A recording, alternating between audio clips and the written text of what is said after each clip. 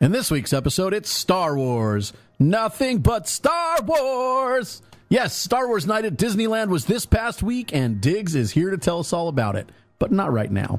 Were there fireworks? How were the lines? Was the price worth it? Did they even need a second one? May the 4th has come and gone with no Star Wars Celebration announcement. Anthony rants about how he told you so and how you don't deserve it anyways. Also, Bats Day, Light vs. Dark, Disney Channel FanFest, and more on this doctored episode of the MousePIRE Podcast. I'm Anthony. I'm Diggs. I'm Tim. Welcome to MousePIRE, your source for Disney, Star Wars, and everything in between. This is the podcast where both empires collide. Ladies and gentlemen, boys and girls, welcome to the MousePIRE Podcast.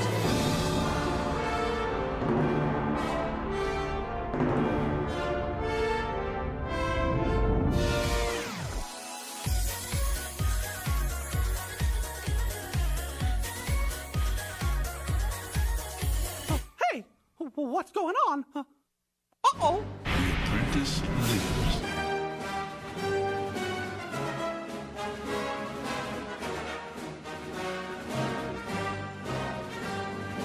What is this? You best start believing in ghost stories, Miss Turner. You're in one. Bring up me Hardy Joe. You never had a friend like me. Some imagination, huh?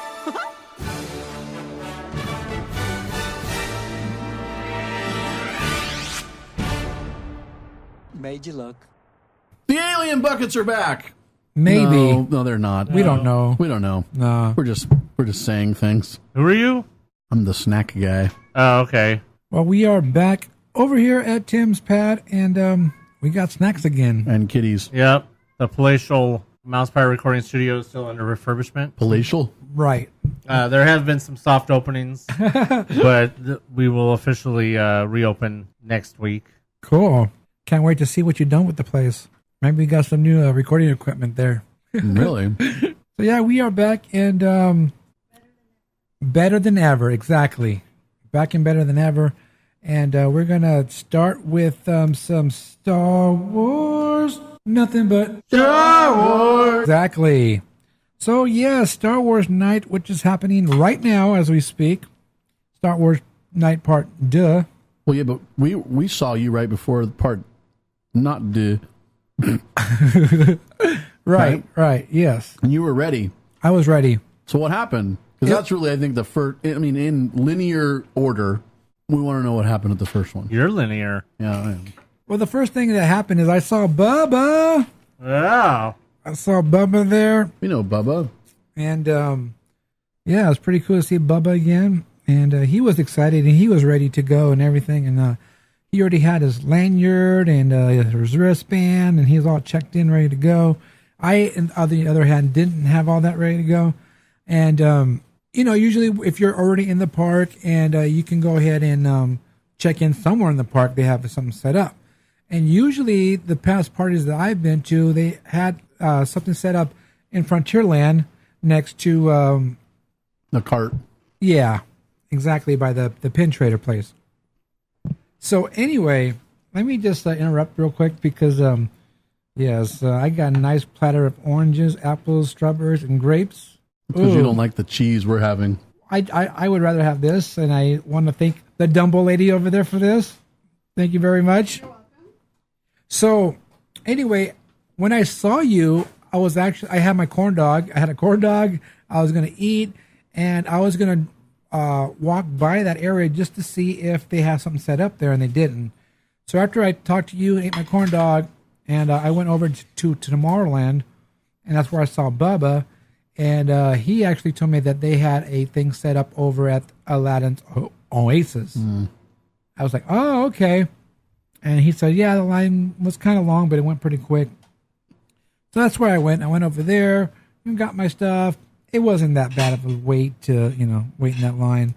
And, I was ready to go, ready to party. How long did it take?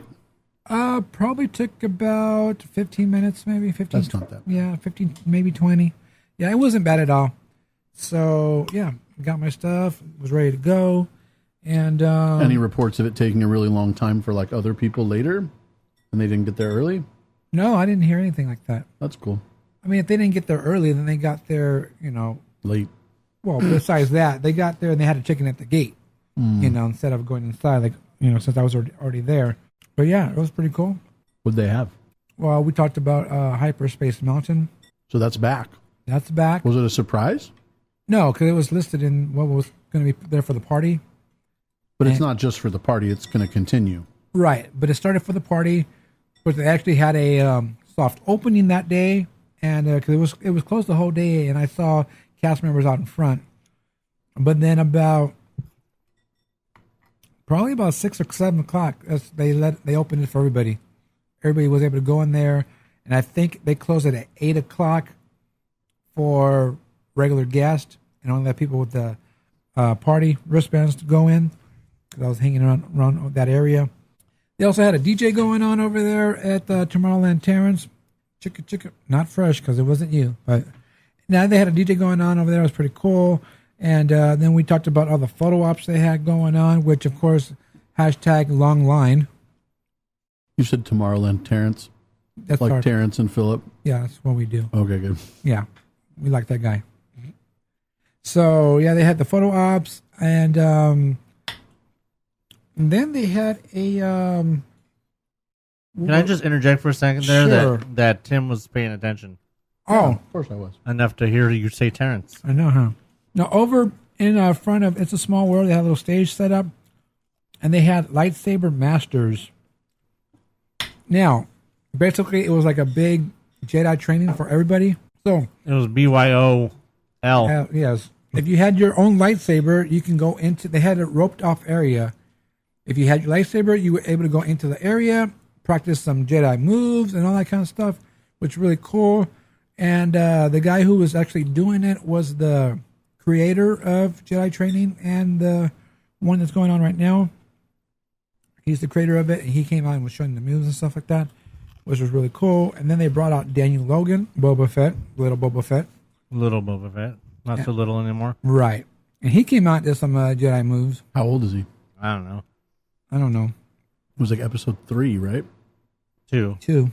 So that's like 2001, 2002? Yeah, 2002. Yeah. So he was there. He was doing some moves, and I was taking pictures, and I was like, being like Tim, I wasn't paying attention. I was on my phone, and I was like uploading pictures on Instagram, stuff like that. And all of a sudden, I heard, ooh. I look up. Well, the guy who was demonstrating, he fell off the stage. That's awesome. He fell off the stage. Now, Bubba was there participating in it. I didn't know Bubba was there at all because, there was a lot of people there, and I was on the side, and I was looking, and like I said, I heard, ooh, and I looked. I said, what the? And, yeah, the guy fell, and he tried to get up real quick, and he kind of limped because you can tell he actually did hurt himself, but he went back. Oh, and he had the lightsaber, the $100 lightsaber. The good ones? Yes. Broke that. You broke He it? broke it. Wow. So, yeah. So he got back up on stage and he went and continued what he was doing. And he was like, of course, using the Force, you did not see a thing. Right. That's good. So, yeah, it was pretty cool. It was funny. But I missed it. I didn't see it because I was too busy on my phone. So you didn't see a thing? I didn't see it exactly. The Force worked. But, like I said, Bubba was there, and they were filming him. His girl was filming him doing the stuff, and she didn't get it on video either. She was filming him, but you saw Bubba's reaction, which was like, "Oh!" He just turned around like, "Oh!" So I thought that was funny. He was showing me the video. I was like, "Oh, damn!" But yeah, but you know what? That was really, really cool. That if you had your own lightsaber, you're able to go up there and learn some Jedi ways with the lightsaber and stuff like that, which was really, really cool. So I'm glad I got to go check that out. Didn't know Daniel Logan was going to be there. And, of course, today for the party, they announced that Darth Maul is there. The real Darth Maul. Yes. So what's his name? Ray Park. Ray Park is there today to That's do pretty awesome. that. Yes. That's way better than Daniel Logan. Oh, yeah, it is. Yes, I agree with that, too. So Ooh, deviled eggs? What? we are getting some hooked up here. Wow. Yeah. Well, she figures you won't be back for a while. All right, so then over there at at the Upper House on Main Street, they actually had giving away an annual pass holder button for the event. What? Yes, you missed the button. Yeah. The button, not pin. Did you get one? Yes, I'm going to take it out and show you. I know you can have But I it. wasn't there for the event. I was just there. I probably couldn't have gotten one. Right. Because, you walk in there and they have to check everything. How long until you don't care about the button and you can give it to me? I don't know. First of all, I have to be dead. No. Because he'll give it to me first. But you don't collect buttons like I do. But you don't collect Star Wars the way I do. And it's actually a nice button, too, huh? Oh, no, I don't want it anymore. No. It's a very, very nice button. So it's AP Days quality. Yes. I'm not giving it back. I'm keeping it forever. Elizabeth, come look at my new button. Another cool thing is actually they had a inside Star Wars Galaxy's Edge panel. I was over there at the Fantasyland Theater, and I was trying to make sure I made everything, because they had it at 7:30, 10 o'clock, and 11:30. So I wanted to make sure I seen everything that was going on. But of course, I didn't want to. You're not stealing my button. But of course, I didn't want to miss that one.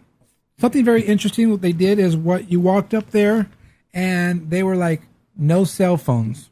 Whoa. They gave you an envelope, like a 11 by 10 or 11 by 8 envelope. You put your phone in there. Like an actual envelope?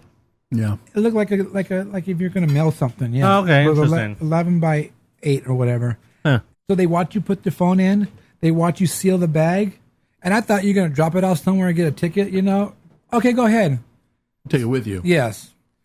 But they did have tons of cast members walking up and down, making sure you don't record anything. That's like when I went to that. No, this was it. Fantasyland Theater. Oh. That's like when I went to that Star Trek thing at Paramount, and they gave us almost looked like the old, like the canvas money bags with the clock on it. Yeah. And you drop it in the bag, and they lock it, and then they give you the bag back. But it was actually locked and everything, and then you had to go after the thing was over. Then you got to unlock it. What if you'd said, I didn't bring my cell phone with me? Left it in the car. Well, you can say that, but if they see you pull out your phone, they're going to be right on you. Yeah, so it doesn't matter. Might as well just put it in the bag. Like I said, they're going up and down the rows, checking out everybody. So, of course, you think, okay, well, something interesting is going to be talked about if they're not allowing you to take your phone and stuff like that. That's the first thought. Well, to me, what they said was nothing new. Everything they talked about was what we've heard on the park's blog. Really? So it was kind of pointless? It was pointless. Maybe they didn't want you to see the inside of the Millennium Falcon. So they showed a couple pictures. They showed one of the Imagineers in the cockpit, and she took a picture, a selfie in there. They showed a picture of inside of it, and they're all that door right there is the cockpit, and maybe they didn't want to get out. I don't know, but anything they said. I mean, it's entirely possible it was just for that stuff, but I mean, yeah. Otherwise, it sounds like the panel. I mean, besides having to put your phone away for a couple pictures, it sounds like the panel was kind of a waste of time. Yeah, I mean, if they didn't really show you anything, There was nothing there that I did not know. Yeah, if there was nothing there you didn't know, then that would have been a waste of time, and I would have been mad. They could have very easily taken a drone through Star Wars Land or something just to kind of show you the progress. We've already seen that, though. They did that. They showed that video. Oh, again? Of the drone flying over. The same video we already saw, though. Or was there more of it? I think it was a little bit more. Okay. Because it looked like the drone was flying in front of one of the buildings. And you can see all of the metal, iron, and everything. But it still is not interesting. It wasn't like, oh my God, I see more ironwork, Here I thought I was going to see something new, or maybe they were going to say, well, we're going to give you this little spoiler or something, Now, wouldn't you be bummed out if they did this again for tonight's second part due and they actually saw something? Yeah, that would be messed up. And of course, we talked about the March of the First Order featuring Captain Phasma. So I got to watch the last one of that, which was really cool. If you guys checked out the social medias, you would have seen I actually posted that on YouTube. So you can head over to YouTube and check that out. And if you have seen the March of the First Order, after the event, people recorded it because, everyone was pulling out the phones. And I would highly suggest watching the YouTube one because it was at night and they actually made the Star Wars launch bay look like it was a spaceship with the lights flickering on and off. Oh, is that the red picture you showed me? No. Oh. That was maybe. I don't know. I mean, I know I sent you the picture of the guards, right?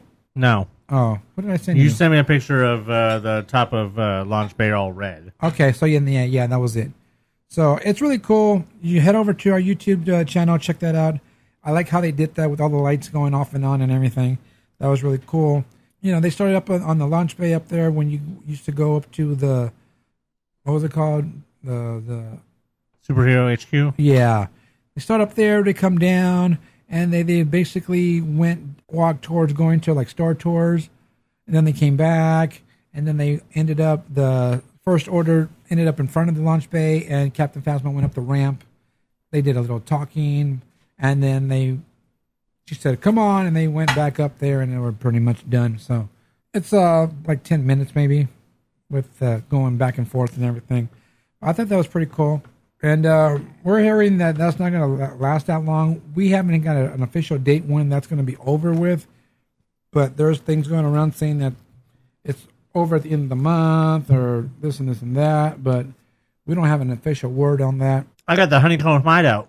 Now, the other thing they had going on was a Droid Builders robotic showcase. And all these R2 units were actually going down in the front of the town square, which was really cool. They came out of the parade route area, the gate.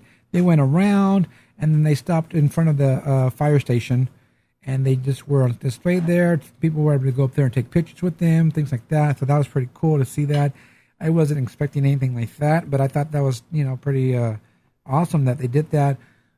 One of the droids actually broke down right in front of me. I was standing right in front of the Opera House. I was taking pictures, and one of them stopped, and I was like, what's going on? And the poor owner had to wheel him backstage again because he couldn't make it over there. So I was like, oh, that's messed up because, this guy was really excited about being there and showing off his droid, just like going to the Star Wars Celebration. And yeah, poor guy didn't make it. And speaking of Star Wars Celebration, this event reminded me of that because everyone was dressed up.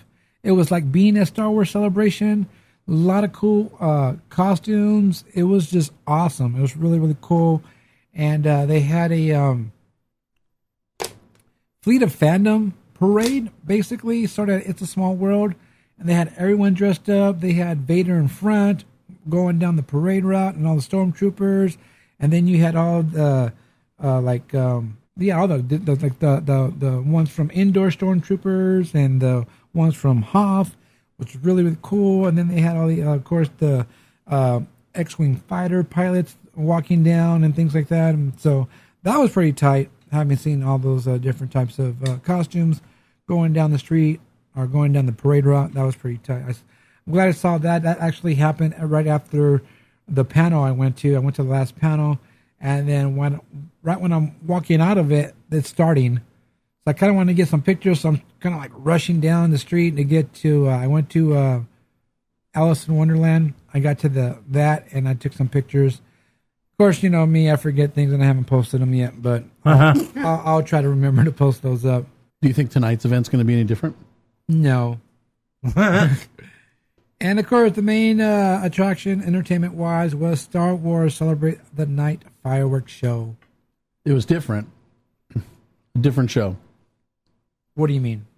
Was the Celebrate the Night fireworks show different than other fireworks that they've had in the past? Well, it was all Star Wars. Yeah.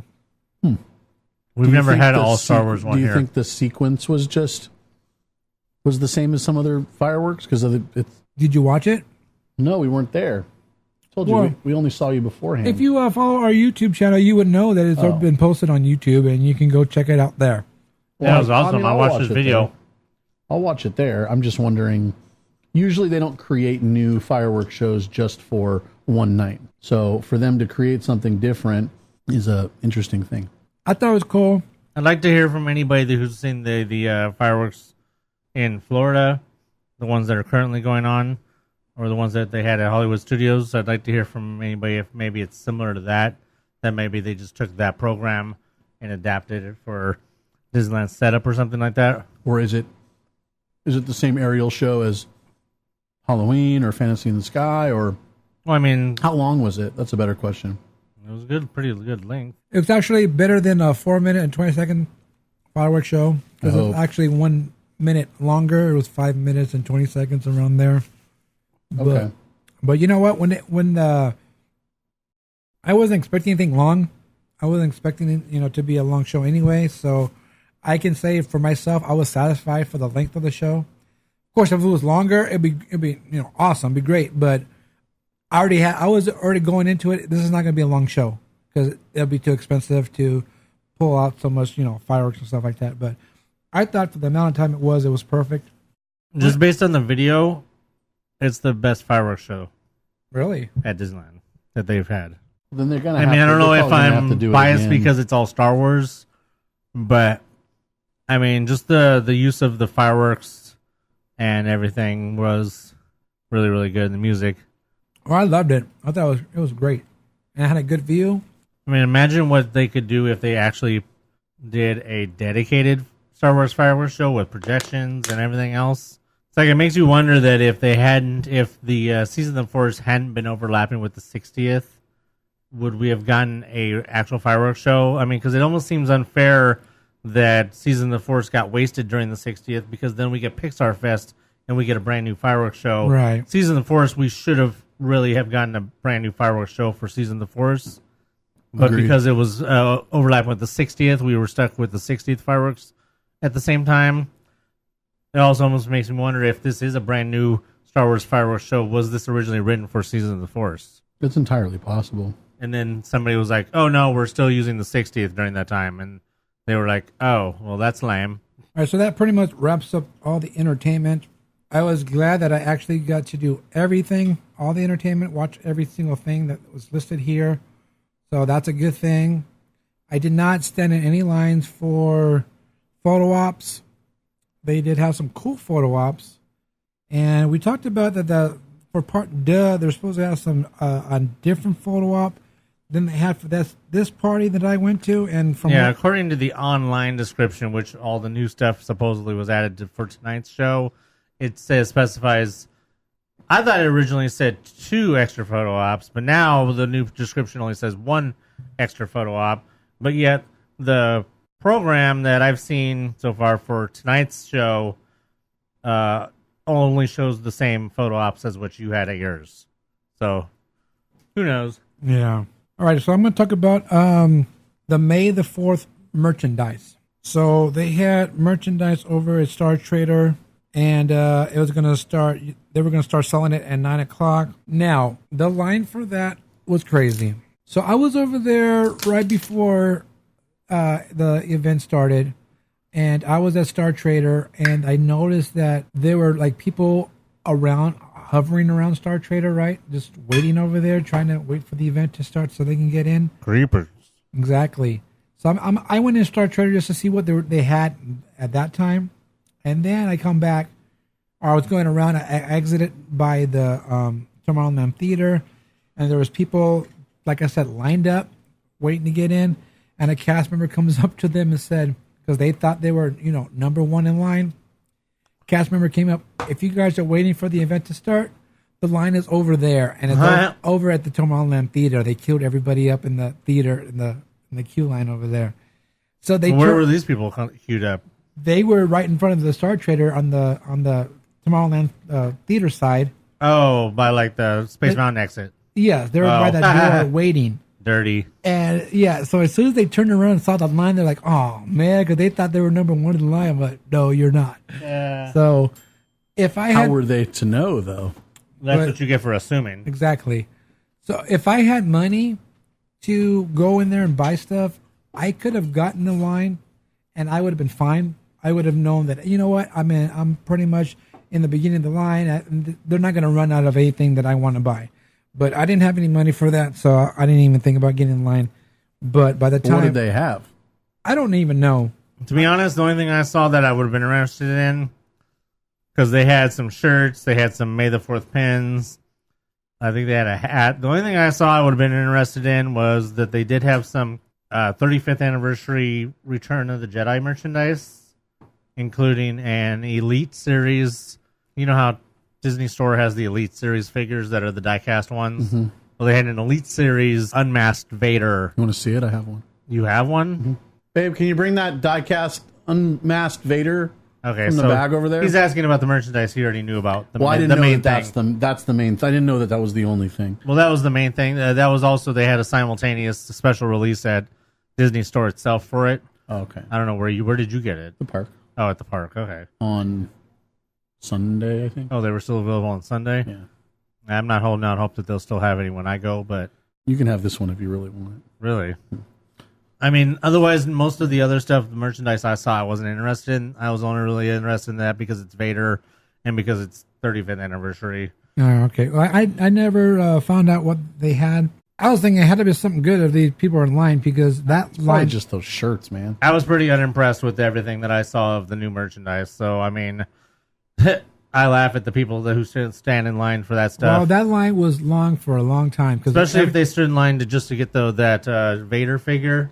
Because I kept going back, or when I went back the last time, it was still over there in the queue area, and they were just like, basically when we were in line for the AP days for Electrical Parade, how you're in that line and they cut the traffic and they let the line go. Oh, right, yeah. That's what they were doing. So they would cut the traffic and then let the line come in and then stop it. So, real quick, one of the photo ops was over there by Stage Door Cafe. They had a Star Tours background with C-3PO and R2-D2. Like in the corner where the wooden door is? The loud bang door? Yeah. No, it was actually set up. It was kind of odd place for it to be. It was kind of like, how during the Halloween party they had the scarecrow there? Oh, yeah, on that end piece. It was kind of right there. Oh, so facing stage door. Yeah, it's kind of. Oh, kind that's of weird. Diagonal to it. So it was a weird place to have it. But it was really cool because C-3PO was talking. So it was really cool. He was there talking to people, things like that. So I got a picture of that. I'll try to remember to post up. I was able to get a shot of just them two. But yeah, the other photo ops were over in all three entrances of Galaxy's Edge. They had a photo ops there. Well, that's cool. Yeah, which is good place to queue people up as well. Yeah, it was a good place for the queue line.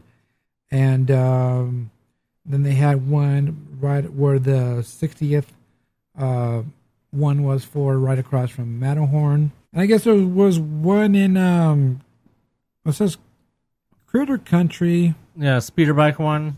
I knew about that one. Was that the one that was at the entrance too? That was the entrance one. And this one says TIE Fighter photo location. I don't. They must be further into Critter. Probably. I didn't even check that out or see it or anything. I saw something about one being on Hungry Bear. That was. Well, see that could be the yeah, that could be the other one. It's really that's there. That queue line was where the Halloween treat stations were this year or last year. So this it says the TIE Fighter photo location was near Winnie the Pooh. Oh, okay. So yeah, in more. And then the Matterhorn one was the Sarlacc. Yeah. And you see the Ewok one on the other side by Pixie Hollow. Yes, I got that. I got pictures of that one too. Cool. And then there was the one on the Big Thunder. Oh, two on the Big Thunder Trail. So I assume those are the ones, the entrances. The entrances ones. Yeah. There was the Jakku and then the Rebel Base. Right.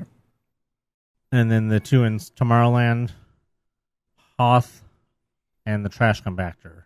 Yeah, that was the Starcade. You're a trash compactor. Thank you. That was in Starcade. Oh, okay, that's cool. Oh, yeah, it says here Starcade. So, yeah, like I said, I didn't do any photo ops because I didn't want to stand in line and miss all the other entertainment stuff that was going on. It's cool because only one of these that I could tell for sure is a reused one. The Trash Compactor and the Hoth might be, I don't know, but the Jakku one is the only one I know for sure that they've used before. And that's the one with that was the one with Ray's speeder, right? Probably. Because I didn't go down there to look. You're a speeder. Only one per 30 minutes, please. You're a speeder. Oh, wait, is that too soon? My overall experience, I had fun. It was pretty cool just to be able to see everyone dressed up. You know, that was pretty nice to see. The entertainment was awesome. I really enjoyed watching the lightsaber training thing. I thought that was really cool. It was because a lot of adults want to do that, and they had a chance to go up there and learn some moves. So that was nice to see. It was funny because the DJ started playing right at when the party started, and it looked like everybody was scared to go up there to the stage. And you know what? I think he was actually broadcasting through the whole park because they had the music going, and I was over there on in the hub, and I heard talking and stuff like that with the music, and I thought maybe they had another DJ by the castle or something, but then I figured out it was the guy from Tomorrowland, so they had him pipe through the whole park, which is really cool.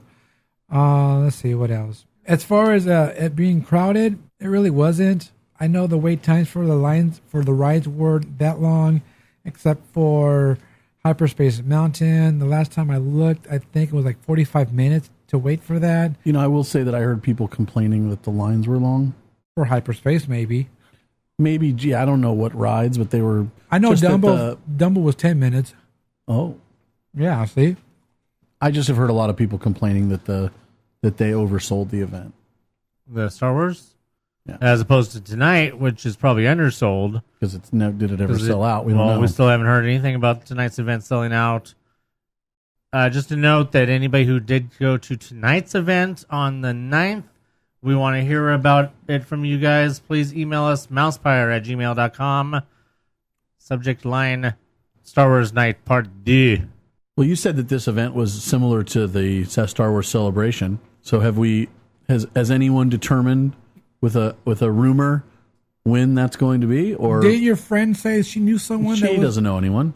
So let's just another elephant in the room, and that was the elephant that is called Celebration, and that so many people so low.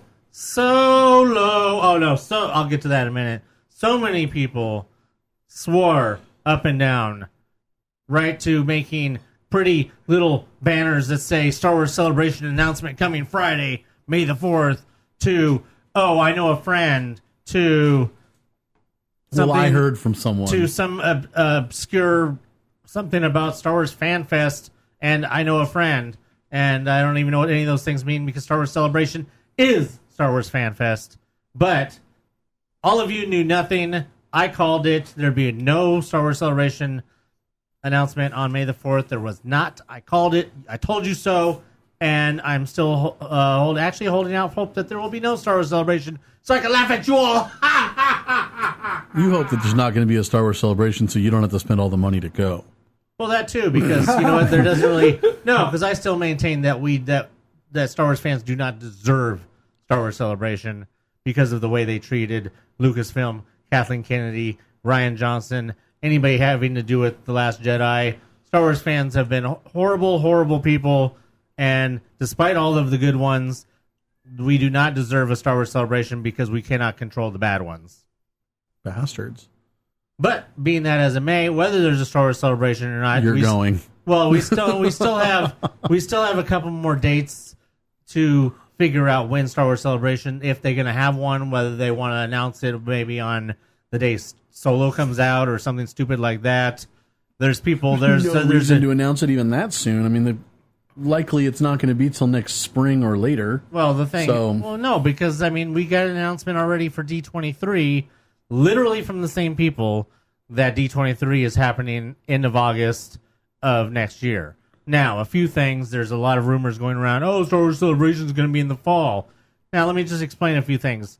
Why do we think that D23, which was originally in beginning of August, was then moved to July and has now been pushed back to the end of August? Probably just dates that things were already happening in the convention center. Well, there could be that, and the fact that lately Disney has been ending summer mid-August, and the end of August is officially now considered off-peak. So therefore, now D23 is going to be doing off-peak weekend rather than being a super peak weekend like it was in July or a peak weekend like it was in the beginning of August. Now D23 will technically be an off-peak weekend. So let me ask you this. What's scheduled for next May aside from the potential opening of There's Star no way Wars that Land, it's- there's is no way there that a it's- film scheduled for next May? No. Okay. Well, Avengers, the next Avengers movie. No, is there a Star Wars anything? No, there's not nothing like Star Solo. Wars. No, There's not a third middle No. movie scheduled for May? no, Okay. that's not until December.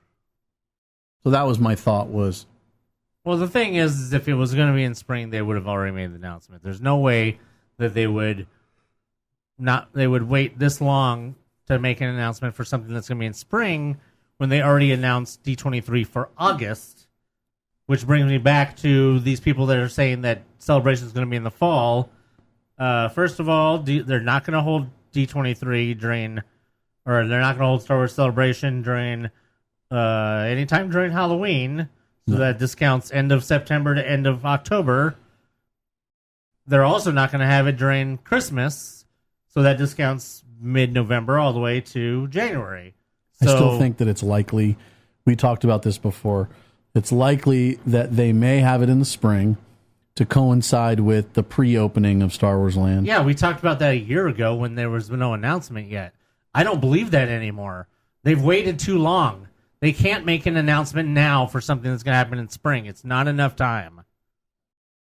I don't know. I mean, if they announced it this month, that would give them a year. Yeah, a if little they less announced than a it year. right now, they would have to announce it right now. Anything, once they get into June and July, or once they get past June into June, you're not giving people enough time to make travel arrangements, hotel arrangements, all that stuff. How soon before Orlando had they announced those dates?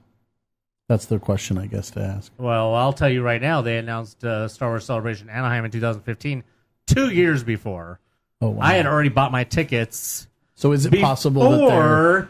I bought my tickets for Star Wars Celebration 2015 before I went to D23 2013. Wow. At that point, the question is it even a sure thing that there's going to be a 2019 celebration No, it's not. in Southern California? No, it's not. And I don't understand why people think it's still a sure thing.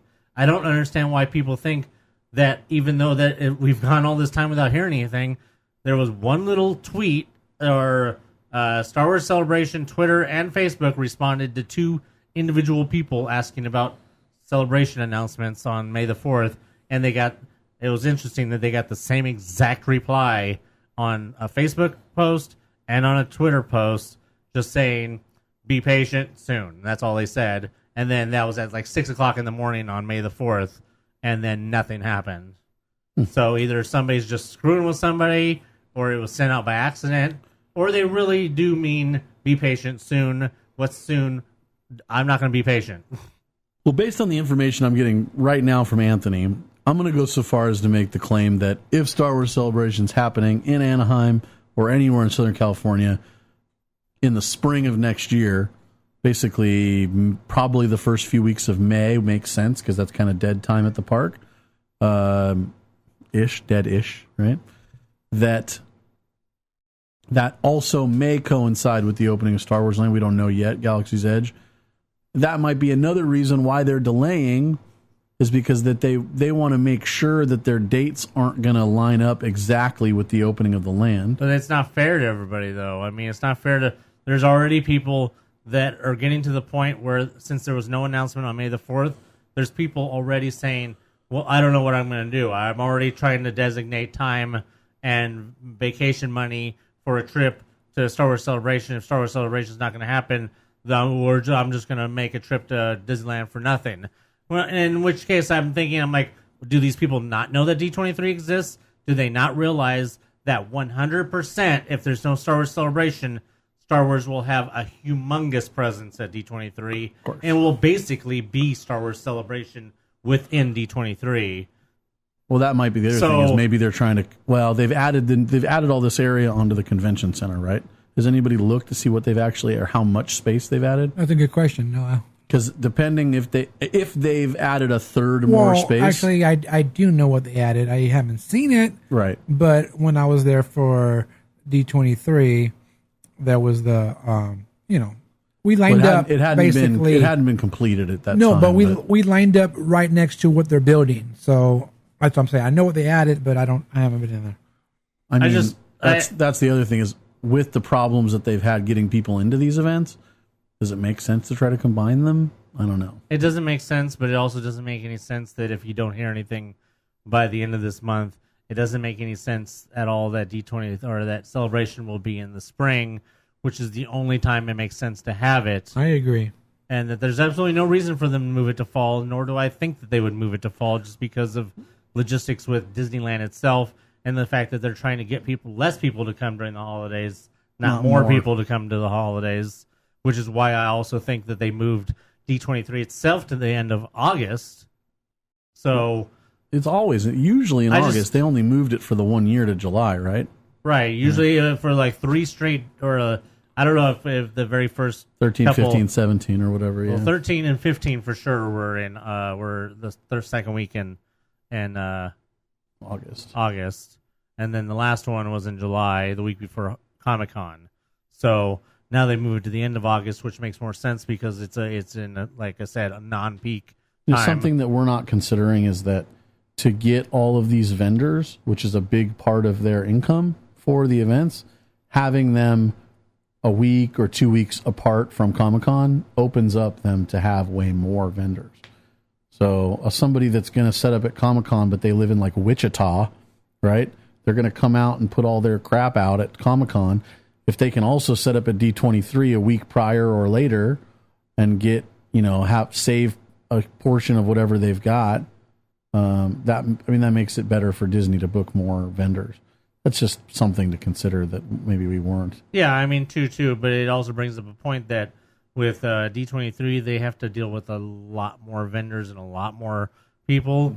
It's easier to put together Star Wars Celebration, technically, than it would be to put together D23, just because D23 has much more bigger scope. So I disagree. I say that D23 is more...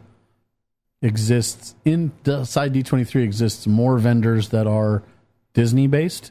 They're not just they sell Disney stuff, but they're actually run by Disney, the exhibits and whatever.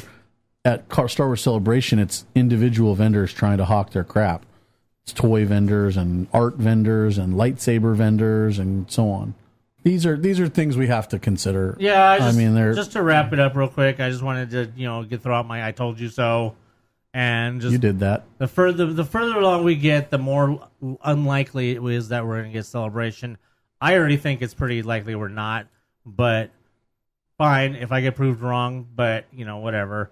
You know what's more important than that right now? Solo tickets. Maybe that's probably what they're waiting for. No, solo tickets already went on sale. Solo tickets went on sale on Thursday night into May the 4th. They went on sale. I already got mine to see the opening day fan event thing at 6:00 and get my Han Solo dice. Cool. No, I don't buy the whole we're waiting on Solo to come out thing. That's bullcrap. They made the announcement about Star Wars Resistance the day that Infinity War was coming out. I mean, Star Wars Celebration and Solo. If anything, an announcement of Star Wars Celebration would make people more excited about Solo, if anything. But I don't know. I don't buy that argument. It's stupid. So that's all I gotta say about that. Now, so also on May the 4th was Michael's event, Light versus Dark. The Path of the Jedi. No, it wasn't the Path of the Jedi, but it was Light versus Dark, and there was some stuff that went down. Uh-oh. So we're going to talk about that later in Michael's in email. Because Michael sent an email about it, so we'll see what he said about it, and we'll go over actually what happened on the event. But yeah. It was very, very interesting. Now on Sunday, May 6th, what's Bats Day, Fun in the Park, big event with all the Gothic, industrial, cultured people who came out for the event. And cultured. And there's some cheese right here. I'm sure it has some cultures. I don't know.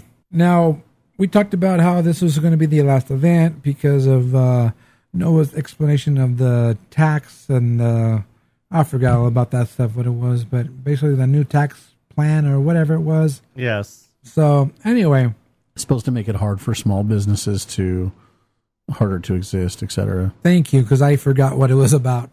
And so he canceled the black market, which was the event where vendors set up their stuff and you go in there and buy, their goods. and he canceled the what was called the Dark Park, I believe, or it was also called the Swinging Wake. The Swinging Wake. I had the wake in my head. I couldn't think of the other word, but yeah, the Swinging Wake, which was basically you go, you eat, and they have performances from different artists and things like that. So anyway, he canceled those this year, but he still had the event in the park on Sunday. He still gave out his screen prizes, which he alerted people who follow his social medias to meet him in a certain place and get a prize. And they took their pictures, and they had a big old, this year, there wasn't going to be any photo pass helping him out for his picture spot. Usually he will do a picture at the Sword and the Stone. They'll do a basically the kids picture photo up there. They'll do one in front of the castle, and they used to do one in front of Haunted Mansion. Well, this year Disney wasn't helping him with that, so I'm not sure about they might have done the Sword and the Stone. I'm not sure, but at 5:00 they were going to do the picture in front of the castle. So basically, he told everybody, "Hey, guys, just meet on the side of the castle. Don't get in front of it. Just be there. 5:00, we're going to swoop in, or should I say, fly in, and they're going to set up, do the quick photo, and then leave."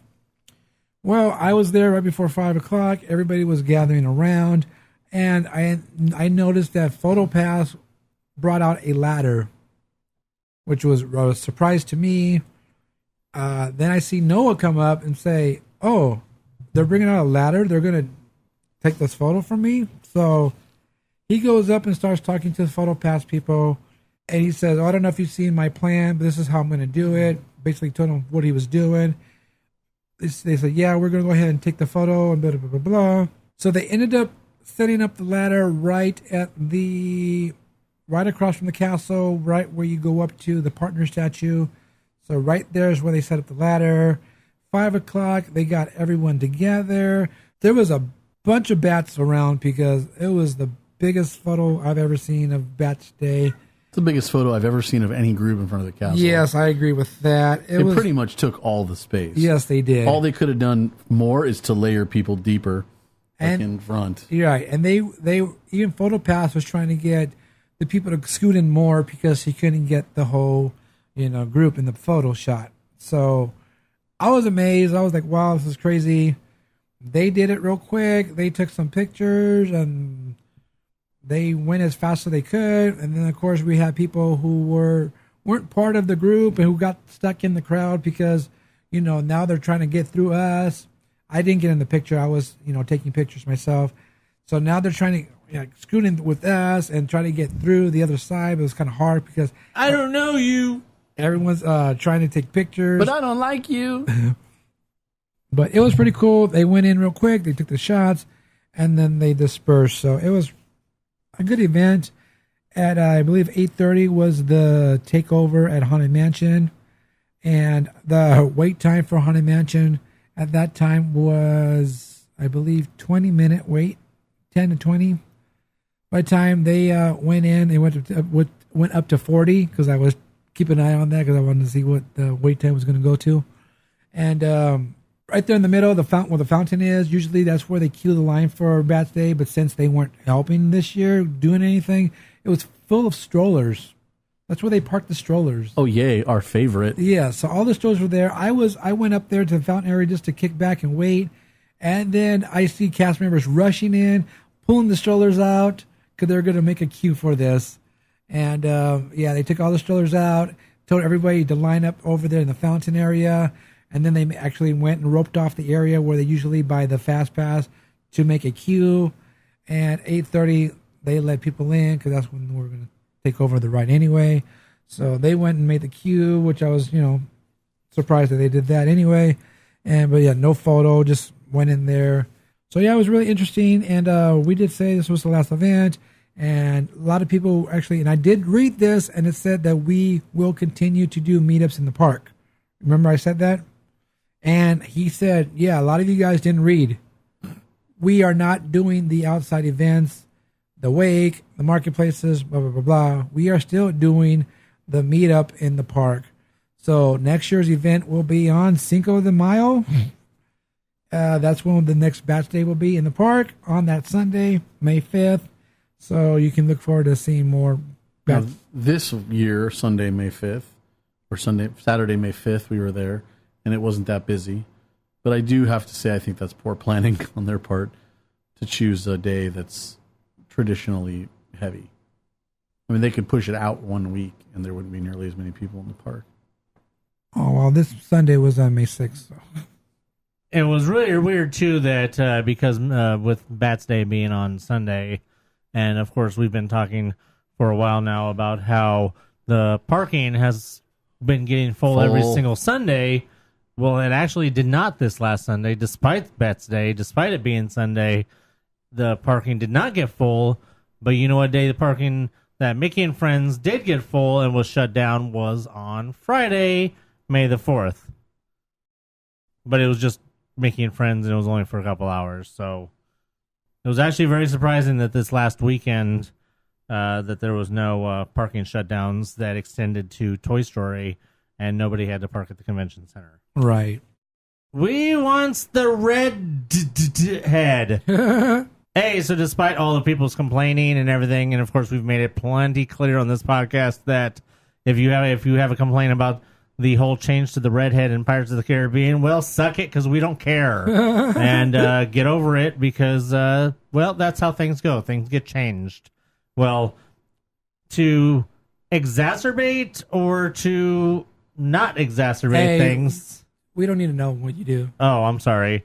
So to either stir the pot some more or to alleviate, I don't know which one they're trying to accomplish, they have made the announcement that there is going to be an actual redhead meet and greet photo op in New Orleans this summer. They haven't announced when it's going to start, but you will get to meet the actual redhead whose name is Red.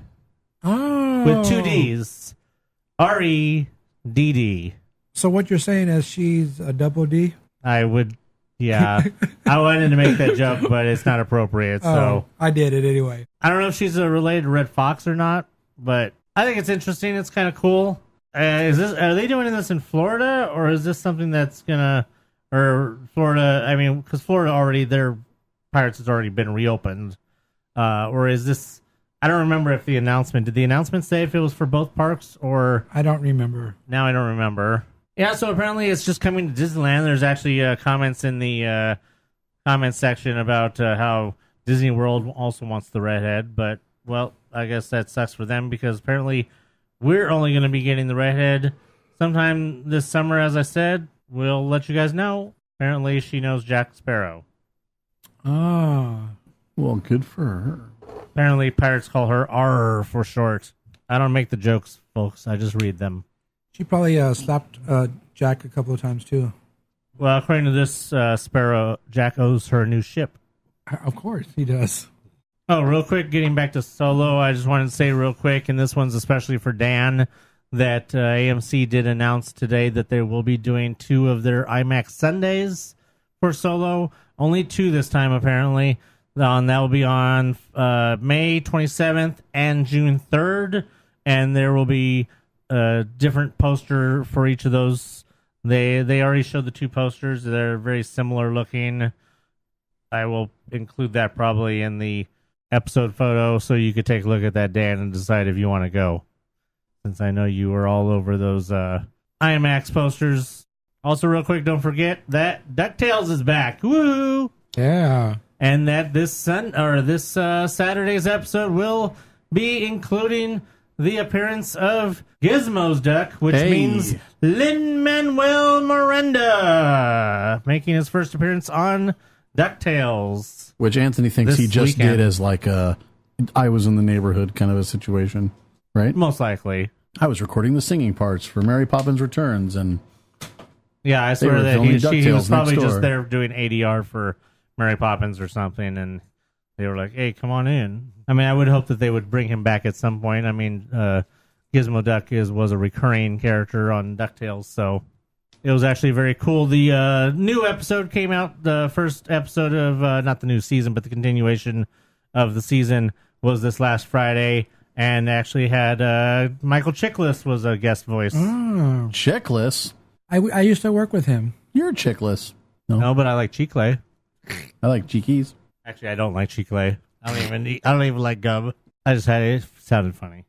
All right, so this Saturday on, we talked about Disney channels during their Disney Channel Go Fan Fest at the parks over at Disney California Adventure, and we now have a schedule of what they're actually doing. It says here at 11:15, actually this is at Disneyland, that the Disney Channel stars will be featured in a cavalcade down Main Street in the park. So if you guys want to check that out, be over there at the parade route for that at 11:15. Also, if you can't make it to the parks and you want to check that out, you can also go to Disney Parks blog. They will be live streaming that. Now, in the afternoon over at Stage 17, they're going to have a panel discussion. And right here, the schedule is 1 p.m. is Bunked and Bizaardvark. 2 p.m. is DuckTales Live. That's the live table read that we talked about before. And I want to, I was wrong. Oh, yeah. The Doctor will be in. The Doctor will be in. The Doctor will be in. Yes, David Tennant will be in attendance for the DuckTales live table read as well as for the meet and greet. Woo! And I'm very pissed off at myself for the fact that I chose the Saturday Jurassic Park event rather than the Friday. So, yeah, it's fine. I will enjoy myself very much at the Jurassic Park event, but I will be also hoping or wishing that I could have gone to the live table read, but I would have probably not have wanted to be there at Rope Drop so I can get a stupid wristband, which I know you will talk about in a minute. All right, so 3 p.m. is Andy Mack and Stuck in the Middle.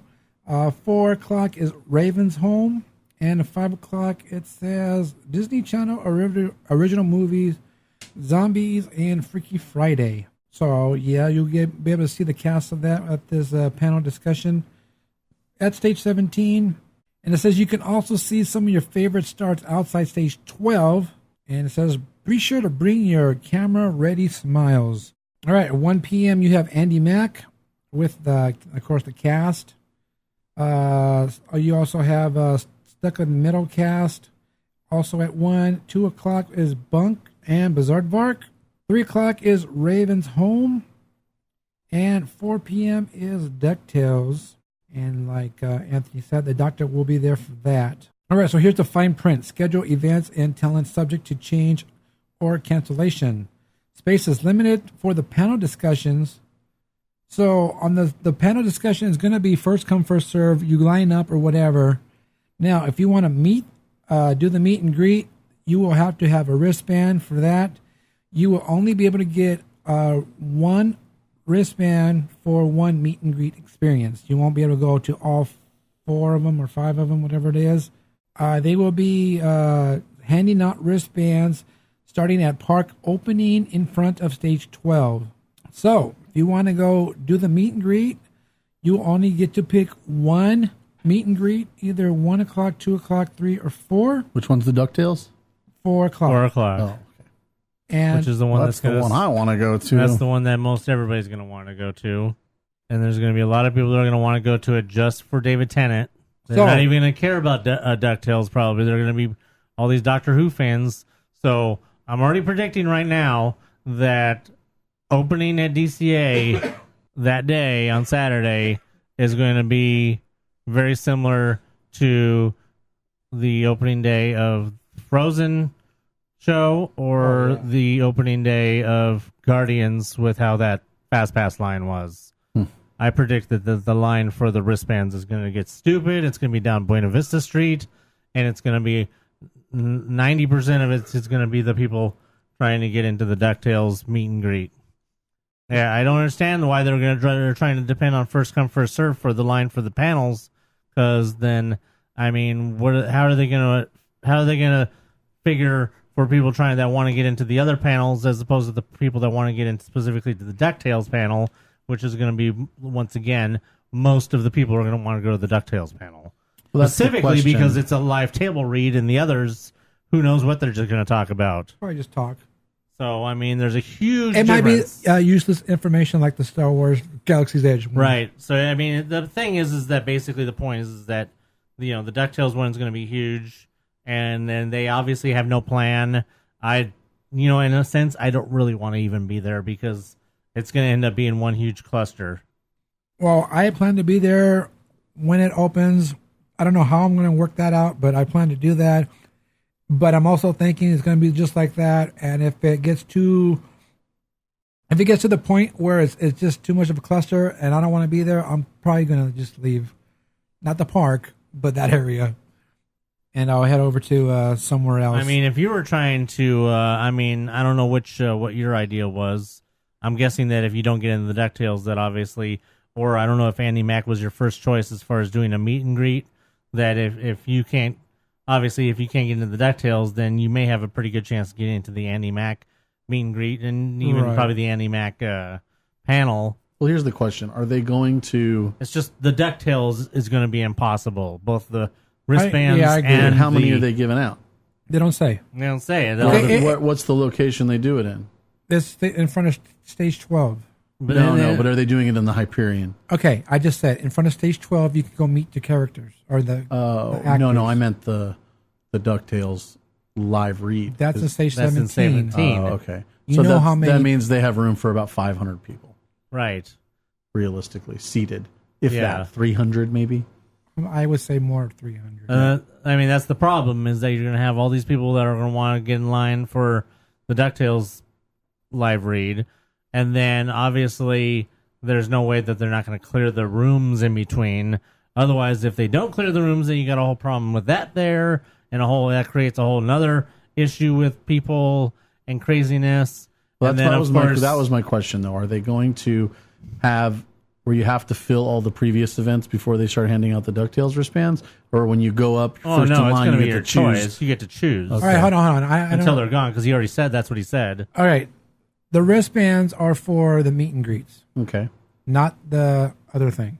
The other one's first come, first serve. gotcha. Yeah, that's what I said. That's why I said the panel, particularly the DuckTales one, is going to end up turning into a big cluster because they're going to allow it to be first come, first serve, and you can have people trying to line up. Same thing with what happened with the merchandise. You're going to have people trying to line up Way before ahead of time. they're told to, and then they're going to get mad when they find out that that's not the line, or that line's not going to get recognized, or that line is going to get recognized, and people that were waiting until they were supposed to be there are going to get pissed off because, there's this line over here already. These are all con problems, and this is basically a con situation, and they're all going to have the same kind of problems that people would have at a con. They just need to ask, where's the line so that I can be first in line for the 4 And o'clock? then with the wristbands, you have to think that it's one meet and greet block, and talent like that are not going to be willing to do an hour's worth of meet and greets. So you figure it's maybe a half hour is usually talent usually only appears in half-hour blocks, and it's only one block. So I mean, they're only going to be giving out enough wristbands for however many people they think they're going to be able to take pictures with in, say, a half hour, 40 minutes, or whatever. Especially, it's all going to depend on how long David Tennant wants to be there. Right. And since he's the number one talent probably out of everybody that's going to be there, it's all going to depend on how long he wants to be there. And after that, it's like, well, sorry. There could easily be people that, like the disclaimer said, there could easily be people that get wristbands and won't even see David Tennant if they end up at the end of the wristband line. True. Da-da-da, na-na-na. I'll be watching Jurassic Park while people are fighting each other to see David Tennant. All right, so if you guys want more information on this, head over to our Facebook page. I posted that there so you can see what's going on. You can see what actors are going to be there. I didn't go through the list because I'm pretty sure some of these names I won't get right. But yeah, mostly the main actors will be there from the shows. Raven Simone is scheduled to be there. We talked about David Tennant. Bunk Picton List will be there. And mostly everyone from Bizarre Stuck in the Middle, you have Jenna Ortega, Isaac Presley, and the two little kids. I know Nicholas. I like him. He's actually in General Hospital too. And ending back, you have the 3 main actors. So yeah, go check that out on our Facebook page. And if you guys are going, let me know, and maybe I'll give you a button. Are you hungry? Well, they are. It's time for Fat Time in the Parks. Fat time. And a little coat. Little coat. All right, yeah, it's time for Fat some. time. Lots of cheese. Ooh, and strawberries, apples, and grapes, and oranges. Oh, my. Now, let's start with this Fat Time with saying that we got a nice spread here today, and it was yummy, and I really appreciate it. And I have only one orange left, one slice of orange left. Yeah, he had this old. He had a big old plate. Wait, I have an apple. Yeah, too. he had a big old plate with grapes, strawberries, apples, and oranges with orange slices. Yes. Literally on his plate, there's just a bunch of scraps and one little wedge of orange and one little slice of apple, and that's it. He destroyed this plate all by himself. Yes, I'm really, really happy right now. It was really, really good. All right, so we are going to start with we talked about the opening of the adorable snowman frosted treats. I think that's what it's called. Sure. So over there at Pixar Pier, the new ice cream location, or the rethemed ice cream location opened up. And we talked about the Pixar Parfait. Pixar Pier Parfait. Yes. So I went over to the pier, and this was actually on Friday, right before Michael's meetup. And I was like, I'm going to go over there and get some parfait and try this thing out. Is this the abominable friendly snowman Yes. stuff? Okay. I've heard good things. Hey, look at you having parfait 2 days in a row.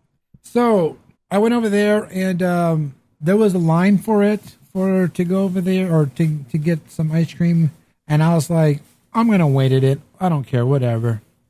So I put my stopwatch on to time it, and I waited 29 minutes. Yeah, I saw lots of pictures of the line just kind of weaving along the wall there towards Incredicoaster. Right. So like I said, it's the Pixar Pier Frosty Parfait, which is one of the ones that Dan can have. It's non-dairy lemon soft serve with blue raspberry swirl. Now, I had no idea what the blue raspberry swirl was until I got up there. It's basically the ice cream, the non-dairy soft serve with blue raspberry slushy, the Goofy Glacier slushy. Can you get them individually if you want? Get what individually? Can you choose just the blueberry slushy or just the lemon? No, because it's a parfait, and that's what you get. You Okay. get these two things. Because the lemon it's already thing by built. itself sounded good to me. Well, I think you can. Just the It's Lemon, right? Would be just the... Yes. Yeah, the It's Lemon would be what you're asking for. It wouldn't be a parfait then. Right, but you can't order them separately. They sell them like that. Yeah, if you want the just lemon soft Gotcha. serve, you can get the It's Lemon. Cool. Now, like I said, I waited 29 minutes for this, and I believe it's $5.99. So we want to know what I thought of it. I think we do. It was yummy. Okay. Was it? It was good. I've never had a slushy ice cream mixed together before. I know they have that at Sonic. Mm-hmm. I've never had it before. So I was like, okay, I'll try this, whatever. It was good. It was really good. Was it worth 29 minutes in line? It was. It actually was. Would you wait repeatedly for 29 minutes for this item? If I really, really wanted it, I would go and wait. Well, it's like a Dole Whip. You'll wait for it. It's worth it. Yes, Okay. I would have to agree with that. It was really good. Both the flavors of the lemon and the blue raspberry mix well. So I would really recommend you trying it. There's some people we talked to who are like, oh, lemon, they're not into the lemon thing. And I said, you know what? I'm not into lemon either. I like lemonade, and that's about it. I don't eat like a lemon cake or anything like that with lemon. But it was really good. And I told this person, you know what? You need to just try it and see what you think. You might not be into lemonade or whatever, but I would definitely suggest you try it. And she said, okay, I will try it. So anyway, it was really good. I highly recommend you guys trying that. If you are lucky enough and don't have to wait 29 minutes like I did, that would be an extra plus there. But I liked it, and I will, hopefully I can get it again soon. If the line was a half hour long and it was like 90 degrees outside, I probably wouldn't wait. That'd just be too long in the sun. Yeah, that's all sun right there. Yeah, so it's going to depend on the situation. That's a sunny location over there too. It's Yeah. not, there's You're no right. break at all in the Yes. sun. It'd be good if they put like, in Adventureland, when the line gets long, usually it's not right out in the sun, right? That is a protected area in Adventureland, part of it. Oh, right. But depending on where the sun is in the sky. Well, that location too is it's directly facing directly west. So as soon as the sun comes over, you've got nothing but sun Yeah. for like 3/4 of the day. When I was there, it was like a little after 7. So, Definite sun. but it was already going down. Oh, and right. It wasn't, Yeah. blazing hot. But if you're there like at 4, Exactly. you're dying. Yes. In the middle of August. Yes. I wouldn't wait that long for that with that sun there. But yeah, definitely. I definitely suggest everyone go try that. It was really, really good.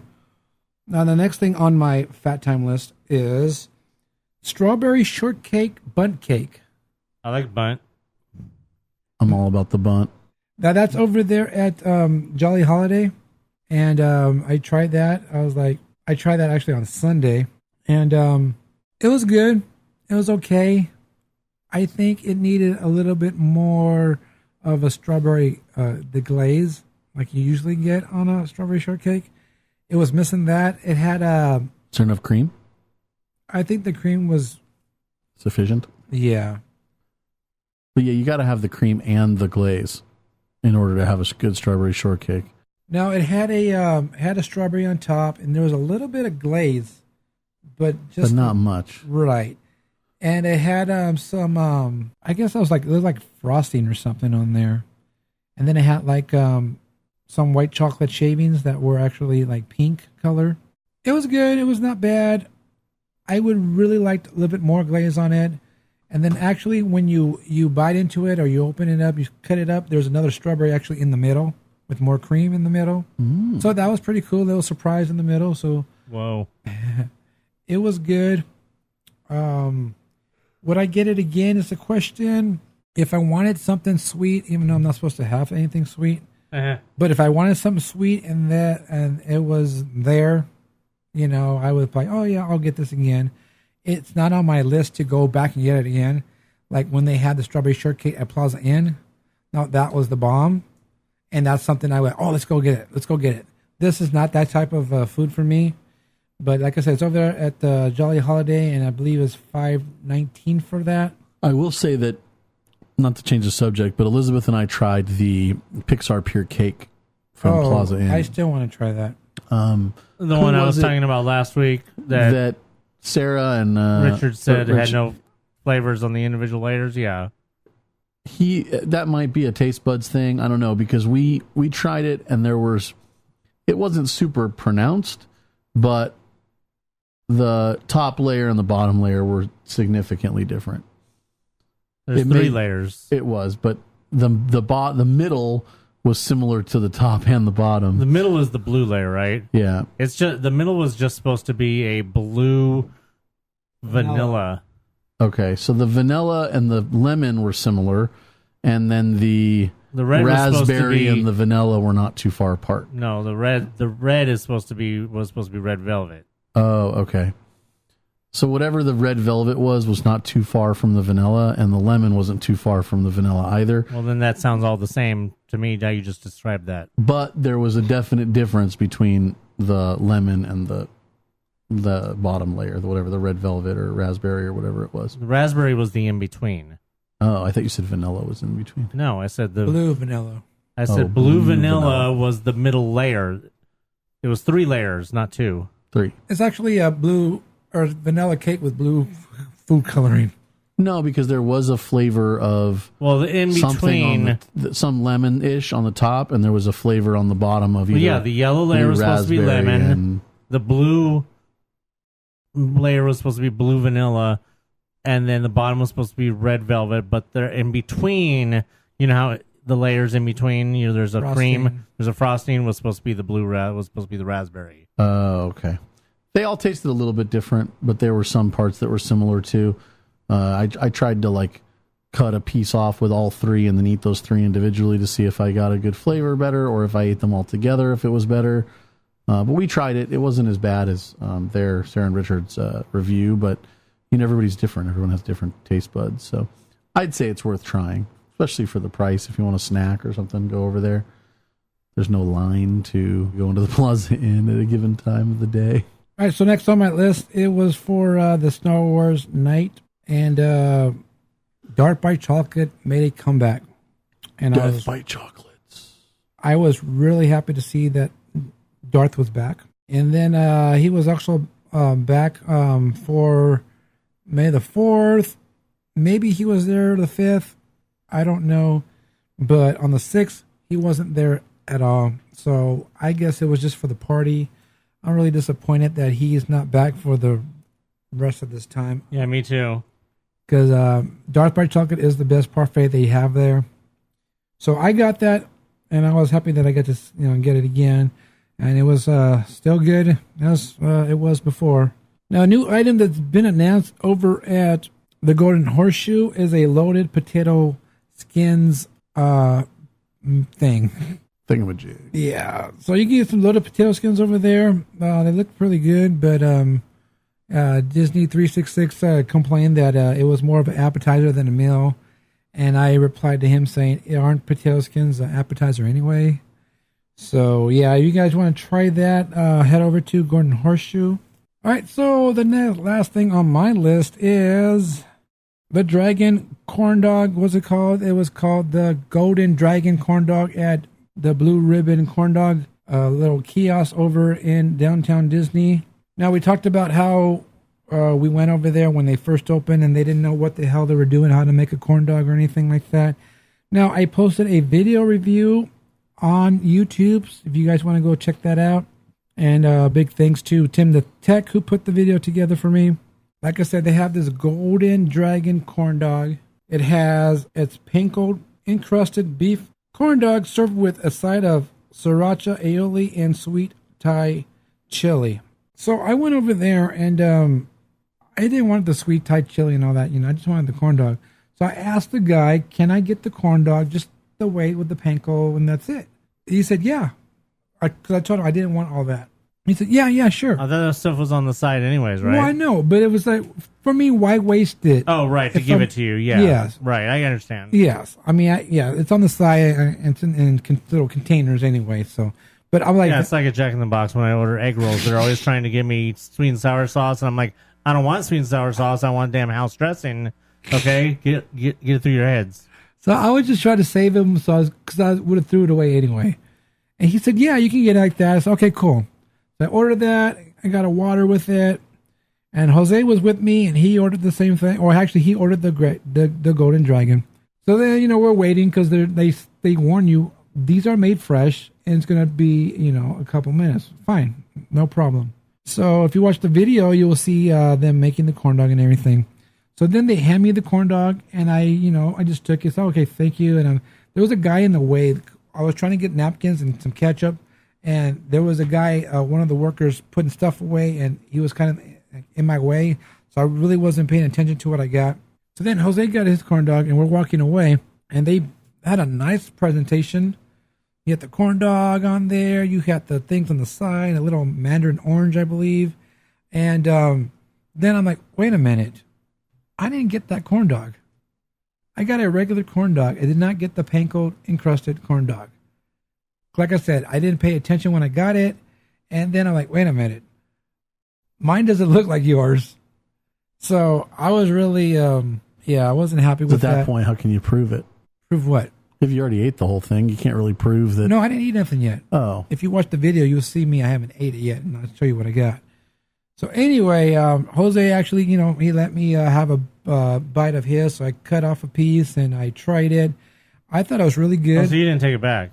No, because I figured I already took my shot.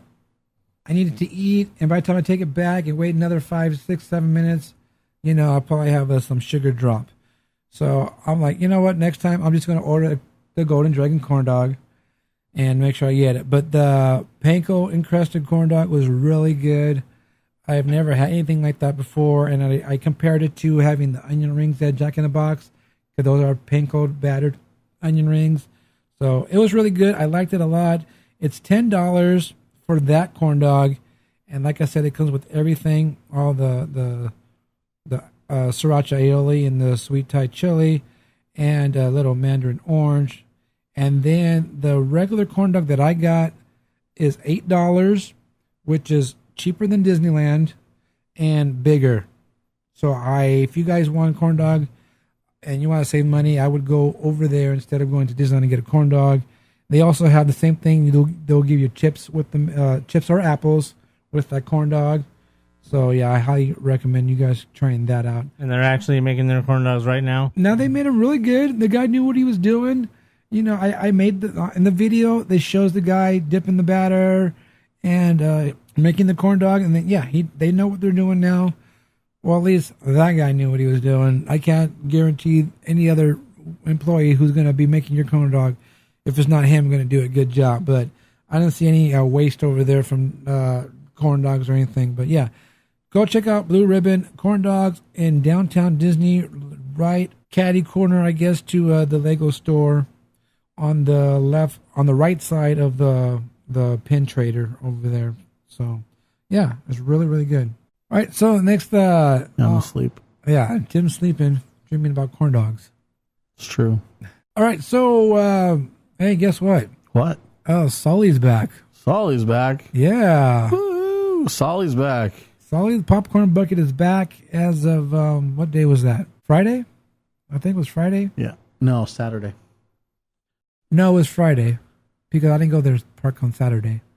I was there Friday, and somebody asked me to get it for them, and I was like, okay, if they're still here at the end of the night, I'll get it. See, we weren't there on Friday night. Was the Star Wars event? No, that was Thursday. That was Thursday. Yes. Friday was with Michael's event, May the 4th. That's what was there. And, yeah.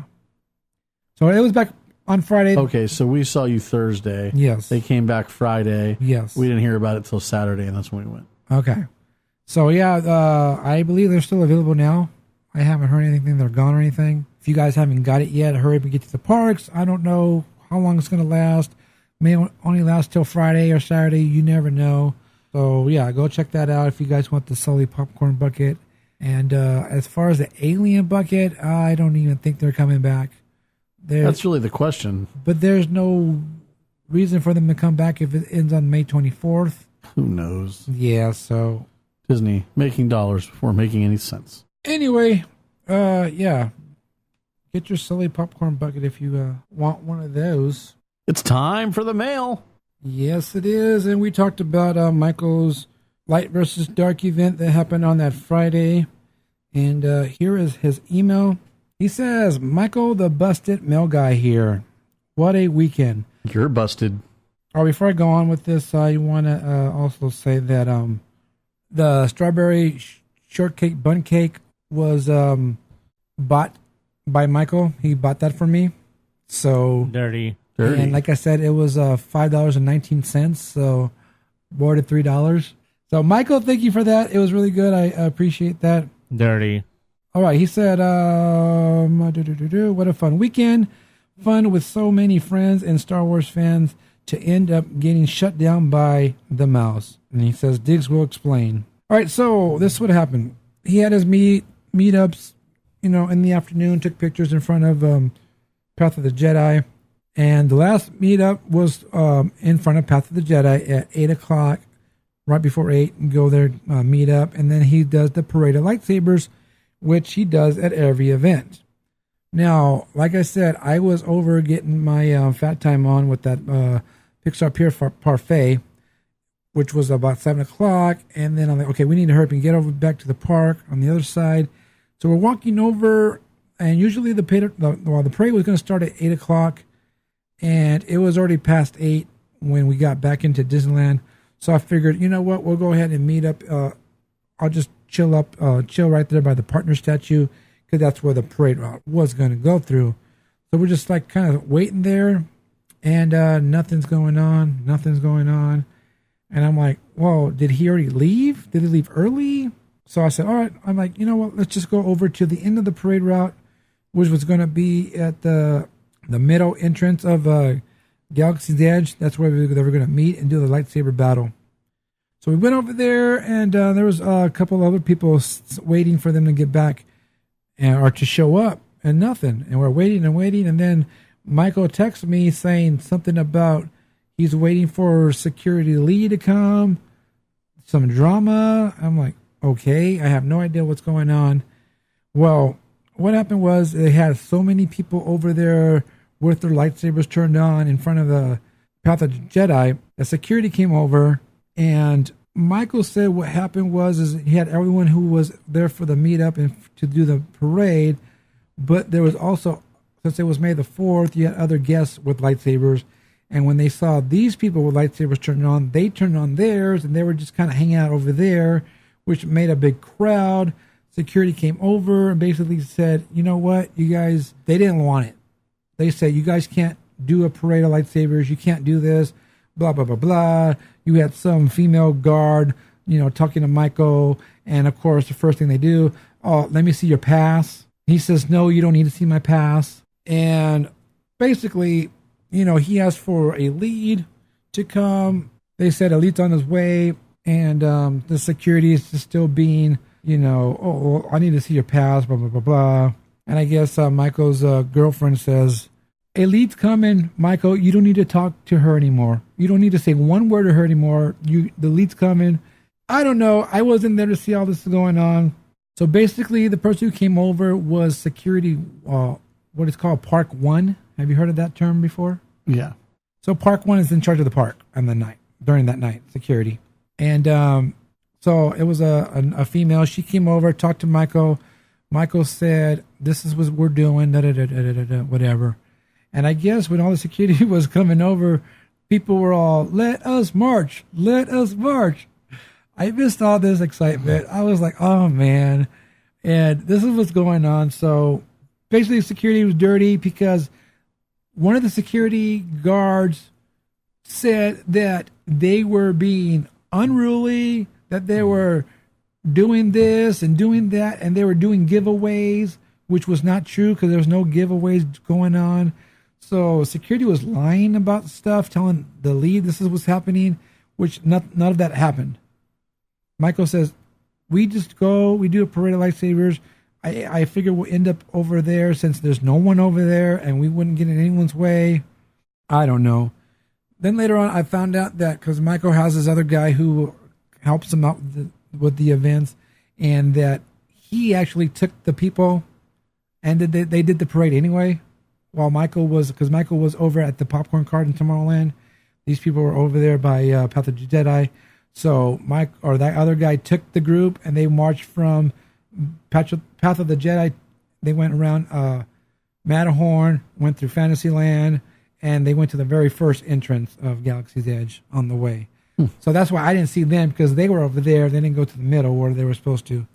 So they did the march anyway, but that's what happened. Security shut them down, and yeah, whatever. All I know is security was dirty. Dirty. Bunch of bullcrap. It is, but it is, because they're just trying to say, oh, there's too many people here, and blah, blah, blah, blah. And like, when it's basically, it didn't look any different than it has any of the other times that we've done. And it wasn't thousands of people like Bats Day. Well, yeah. Okay. So, I mean, even that notwithstanding, just compared to past Light versus Dark, didn't seem like it was any more people. I agree. All right. So yeah, that's what happened with that. It was really dirty, and I guess we'll look forward to the next one. All right. So he said, I think these were the factors that happened the way it did, why they did it. They said Grant Night, lots more security than normal. We had a bad mood security officer, but the random crowding around us, and they blocked basically the whole area. So that area where Path of the Jedi is, where we always meet, that whole circle, just like think about that and then go around, like maybe towards that side entrance of Star Trader. A crowd of people. So but what I'm saying is you have the group who's doing the march, the parade, and then you have just no more guests who happen to be there to see all these lightsabers and join in with putting the lightsaber on. So security thinks that's all with them. My question is, what do you expect for May the 4th? Well, yeah. I mean, you're going to allow people to bring their stuff in. You're going to encourage people to celebrate May the 4th, and then you're going to turn around and act like jerks when people are trying to celebrate May the 4th. It's like, well, what the hell do you want? You're stupid. Right. He said he kept shutting. He's having issues. Don't remind him. He says he kept shouting for people to move back, and security was watching me. He said we were just too Star Wars for Disney. In the end, it was a successful event, and we just need to change things up and watch out when we do the parade of lightsabers. He says nothing but Star Wars and lightsabers. He says dark side lost 3-2. Light side is leading. He says shout out to Donna Park 1 of Disney for talking to me plus being respectful. Donna's the head of security. Talked to me like an adult, and we had a discussion for the future. That's good. I mean, Donna is she's like the head of security, and she's a reasonable person. She'll talk to you like a normal human being, unlike a lot of the high up security people kind of tend to have a little bit of an attitude. Right. If you can get her, she's who you need to talk to. Well, he knows that now, and he has her number, and he can call her when he needs to, when he does the events and stuff like that to work things out. Maybe that's the way to go in the future. Agree. I mean, since he got her number, and he can say, hey, it's me, we're going to do this. Well, she'll have a direct line where at least he can leave a voicemail for her or something. Right. No matter what, she'll get his message. And yeah, I have her number from, I don't know if it's the same number, but I have the same number from a couple of years ago at Tea Party. There was some issue, and she asked me to call her later about it and stuff. So he says, shout out to Minnie, Darth Maul, and other great outfits. I didn't get to see or take pictures. We will be back in November during Thanksgiving weekend. Oh, yeah, turkey and lightsabers. He's going to have turkey at the event? He says, hey, Diggs, did you hear that? It's pigeon. No, it's not pigeon. It's emu. No, it's a little inside joke. Oh. I'll tell you guys later. All right, he says, fun day on Sunday with Diggs and Jose during Bats Day. Fun times and great laughs. When will we do it again? Whoopie pie was bomb. Thanks, Jose, for the waffle cone bomb. When will we do it again? Oh, yeah, so I forgot about that. The white chocolate whoopie pie is back. Now I can... Diggs is in heaven. I can guarantee that's back right now. It wasn't just for Star Wars. I forgot all about that. Even though Michael messaged me, said, don't forget about our fat time. I just thought he was talking about that cake. I forgot about the whoopie pie. I had the whoopie pie on... what day did I have the whoopie pie? Only you No. Okay. I didn't have the whoopie pie. Because I was going to have it on that Sunday, but I got the cake instead. Michael got the whoopie pie, but gave me a piece of it. That's right. So, yeah, the white chocolate whoopie pie at Jolly Holiday is back. The best whoopie pie they have in the parks. Oh, it was Sunday you sent me the picture of the whoopie pies. Right. I believe. No, I think it was Friday. Because I was getting my Darth by chocolate on Friday. And I sent you a picture of the whoopie pies because I took a picture after I paid. And then Sunday... Okay, probably. Sunday, like I said, I was going to get the whoopie pie. But I said, I'll try the strawberry shortcake. Michael got the pie. It was awesome. So, yeah, it's back. And you guys should go over there and check that out. All right, now it's time for Michael's Dirty Award. Better be what do I security. get it for this week? Better be security. Michael, the mail guys, Dirty Award goes to Ratman, Epic Fail Again, Dan, the no-show mailman, and the rude-ass security that stopped me, and the one that was being an ass at the Star Wars Land entrance on Fantasyland side to other guests just asking questions. So I'm dirty because I didn't show up. And Dan, too. And Dan. Oh, Dan never showed up either? Oh, okay. We'll get to Dan's in a minute. He explains that, too. All right, okay, here we go. I was working on my refurbishment. Here goes questions. When are we going to ride the canoes? Question is old, so why don't we get together and ride Grizzly? We all fit. I would do that. I would ride Grizzly. That'd be cool. All right. Out of all the Pixar eats and treats, what is the top 5 must-gets? Question for each of you. Well, I haven't had any yet, so I can't answer. I'm going to go with the cake because that sounds good, although the whoopie pie sounds great, too. Well, that's not a Pixar treat, though. Well, I'm going to say that it is. doesn't count. I haven't had all the Pixar treats. All I had was the Pixar, the parfait, the pure parfait, so I would have to say the parfait is number 1. The parfait is high on my list. No, the line is not high on my list. Right. But the cake was good, and I could have another one. Well, I mean, they're just asking about the stuff you've tried already, and that would be the cake. It's just, okay, for you, the parfait for you, and nothing for me because I have not tried anything for Pixar. All right, next question is, if Disney would take 3 suggestions for the next Star Wars After Dark event in the future, he says, what would you want? For me, I would like them to let me stay in the Dream Suite. What? For a Star Wars night? For any night. Oh. We'll just say Star Wars Night is the night, right? I'm going to pay the $95 or whatever it is, $108 or whatever they're charging. Then I think I should get to stay in the Dream Suite. All right, that made no sense. Anthony? I'll even pay double. Well, you already know what my answer is going to be, not $99. Despite the fireworks, despite everything, Star Wars Night is still not worth $99. $79 at the most. It's more like $69. You just can't expect people to pay. You just can't have people pay so much money for what is essentially 4 hours. But they can. And they did twice.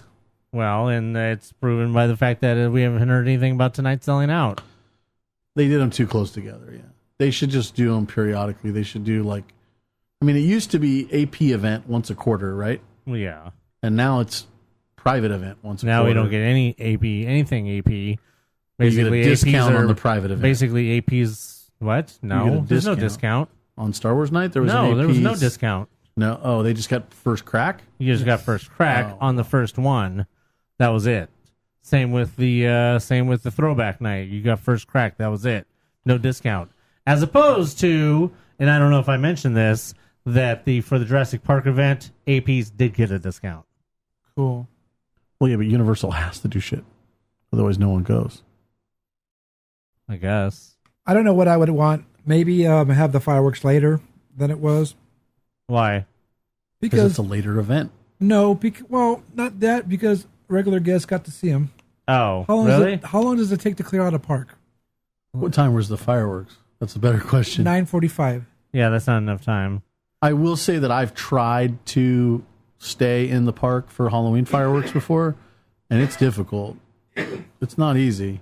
I've seen a lot of people standing on Main Street waiting for fireworks, did not have any wristbands on. I know I tried. Well, it's their fault for having have it so soon. I agree. You can't clear Main Street. You can clear the rest of the park within a half hour to 40 minutes, but you can't clear Main Street within an hour. Exactly. That's what my point was. Yeah, the fireworks should have definitely been like at 10, 15, 10:30. So that's what I would change, because if you're just sitting on Main Street waiting, you might get swept. However, but you're not going to get swept if they're not sweeping. Right. Well, I've done it before where we've tried to sit down and just wait it out with sweatshirts on and cover our wrists, and they eventually, right before the fireworks came, and made sure that we left. Well, they clearly weren't even caring about that. If I'd have known that, I would have went to. If I'd have known that, I would have went to the park and hung out in Town Square. That's true, but no, because they were people. They had certain checkpoints on Main Street that they were checking wristbands. But that's only going up the street, exactly. So if you're already in the park and you're coming out and you don't know what's going on, and you see everyone waiting for fireworks and you find what's going on, all you gotta do is stand there, because they're not going in the hub and looking, right? For wristbands. That's my point. So and if there wasn't much in Town Square either, was there anything in Town Square again? I know we talked about this, but not after the park closed. Okay, not till later. The only thing really going on in Town Square was just the AP buttons at Lincoln, and the droids. No, and the droids. But that was later. Right. All right, so Michael says, till then, this is Michael, the OG mail guy, saying, run, security is coming. I'm glad that he figured out who Donna is and got her number and all that, because the fact that it wasn't soon enough for them to be able to do their march, though. I mean, they still got hassled and they were stupid. It sounds like they still did it. They just had to move the location. But nonetheless, the fact that they got hassled to begin with is, it's stupid, and it's just security, being stupid. All right. Well, thank you for your email there, Michael. And our next email is from Dan the Mailman. Hey, Dan. Subject line is, May the 4th be with you. Bye. And also with you. Adios. Oh, wait. That's something to do with church. Never mind. Hey, MousePIRE. So, May the 4th, I heard the light versus dark ended dirty with Disney security. I was originally supposed to go. but ended up getting some free tickets to what was called the largest May 4th Fest on the West Coast, over 2,000 people. I would just say that it was worth the price of admission. It pretty much sucked. They had a cantina band who played shortly after the place opened and then not again for the rest of the night. DJ Robo Trooper or some crap like that, who was basically a red stormtrooper with Adidas overlay. He actually wasn't bad. The Cantina bar was simply an outside bar. Vendors were inside and had some artwork and other things, but I thought there should have been more and placed outside to have more entertainment inside. Where was this? I don't know. I think it was maybe in Riverside. I'm not sure. Sounds like you would have been better off going to the Scum and Villainy Canteen. I know they were doing a May the 4th event. He says, got there in time for the cosplay contest. It was no 501st. I can tell you that. The costumes weren't bad, but I thought there would have been a lot more of them. The next thing we were quote-unquote treated to was a roast of Darth Vader, a bunch of unknown making jokes about each other and Darth Vader that was funny, but entirely too long. Originally scheduled for 30 minutes, at the 1 hour mark, the host got the hook. Bye. Adios. They started the music, turned off the stage lights, and cut his microphone. Dirty. Yeah. The genuine highlight of the evening was the Star Girls. This was a burlesque troupe who performed in Star Wars themed attire or lack thereof. It was the best thing of the night. I take that back. The best thing of the night was Denny's on the way home. Again, these were free tickets that I got, and it was worth every penny I spent. No way would I pay $24 for this. Next year, I will be at the park. It says solo tickets. Got them yet? When is the next time you are heading to the parks? I'm long overdue. Kind of want that Woody boot overpriced, but my son will like it. Woody Boots sold out. Until next time, Dan out. Well, I'm going to the park on Saturday. Hopefully they have it then, right? You should take your son and see the Disney Channel stars. Take him on Saturday, dude. Do we have any other pieces of mail from any wonderful other people? No, because when we get to the mail guy, that's the last one. Oh. All right, so if anyone has any emails, because Tim wants your emails, all you have to do is send it to us. MousePIRE@gmail.com. All right, so I want to talk about on the Friday after Dirty Security and all that, we met up with some people, some other people from Michael's group over at Pizza Port or Pizza Planet, whatever. So we're just outside, just chilling and, conversing and taking pictures and stuff like that. And once again, sitting there watching groups of people get denied because they closed at 10 o'clock. Wait, where is this? Pizza Planet. Yeah. They have this problem. We were talking about this that night, the first night of the thing. It's not just Pizza Planet. A lot of these restaurants close too early. So once again, we probably noticed about 30 to 40 people going to the door, pulling it, doesn't open, walking away. It's just crazy. I mean, they should stay open a little longer. Even with a limited staff. Right. One cashier, maybe no salads, only pizza and breadsticks. I don't know, you know what I mean? Well, breadsticks, Something. you don't even need a person. You just help yourselves with breadsticks. Right. Pizza and really is a help yourself thing too. I mean, you could have one person, all you need is one person covering pizza and pasta. Like you said, nobody on salad, one or two people in the kitchen, one register, and that's it until like 10:30 or 11 or something like that. Even later, if all they have to do is put up one sign that says, "I'm sorry, salad service is concluded for the day." I mean, that'd be fine, but I mean, because I don't know. Our salad service is concluded for the day. Please have some pasta or pizza, and that's it. For 20 plus years, I've always thought that. Even longer than that, I've always thought that Hungry Bear closed way too early. Oh, I agree with that too. Hungry Bear, there's been Hungry Bear used to close at 6 o'clock sometimes, 8 o'clock. I think it's it was like 8. I always thought that Hungry Bear closed way too early. I mean, how many times did we go over there looking for freaking? We were going over there to have some funnel cake, and they were closed. Right. Shit. I think what it comes down to is that if you're going to have no place open in the park to really get a meal after 10 o'clock, then they should have signs in front of every single one. I'm sorry, we've closed for the day, but blah, blah, blah is open later. You can get a hot dog at Carnation, or you can get a hot dog at Coke Corner. You can get blank at Stage Door. Stage Door's open later. I agree. The places that close should have some sort Stage of Door's sign. open until park closes. Right. Yeah, I But agree. that area is also the busiest that hour of the night, too, because of Phantasmic. So to ask people to go wait next to Stage Door for the loudest place in the whole park, essentially, it's 9:30 and 10:30 showings, or 9 and 10:30 showings, is a little inconvenient.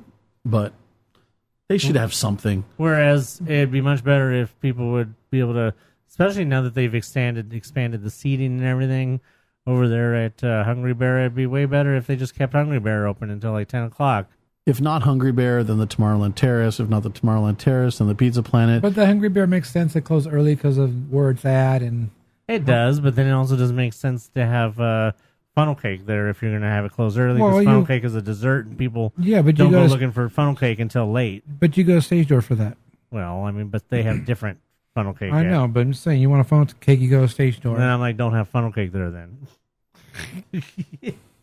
Like I said, it makes sense because you don't get that many people over there. It makes sense because you're a funnel cake. Because people don't want to be on Splash Mountain at night because it's too cold.